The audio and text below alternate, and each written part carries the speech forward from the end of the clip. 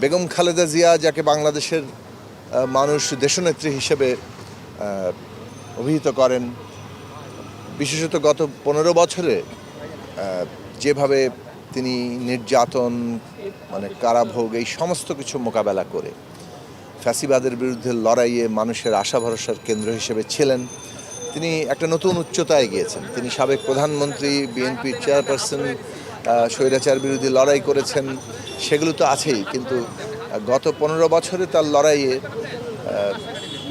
যে উচ্চতায় তিনি পৌঁছেছেন এবং বিশেষভাবে অভ্যুত্থানের পরে বাংলাদেশের গণতান্ত্রিক রূপান্তরে এখন তিনি অন্যতম কেন্দ্রীয় জায়গায় আছেন। ফলে সারা দেশের মানুষ এই গণতান্ত্রিক উত্তরণের প্রক্রিয়ায় বেগম খালেদা জিয়ার দিক নির্দেশনা কিংবা তার উপস্থিতিকে গভীরভাবে উপলব্ধি করে। ফলে সবাই আমরা মনে করি যে সারা দেশবাসী তার জন্য দোয়া করা দরকার, আর দোয়া করছেন, এবং আশা করি দেশের মানুষের ভালোবাসায়, দোয়ায় এবং চিকিৎসকদের অবশ্যই সার্বক্ষণিক যে চিকিৎসা চলছে, তিনি সুস্থ হয়ে আবার ফিরবেন, আমরা সে আশা করি।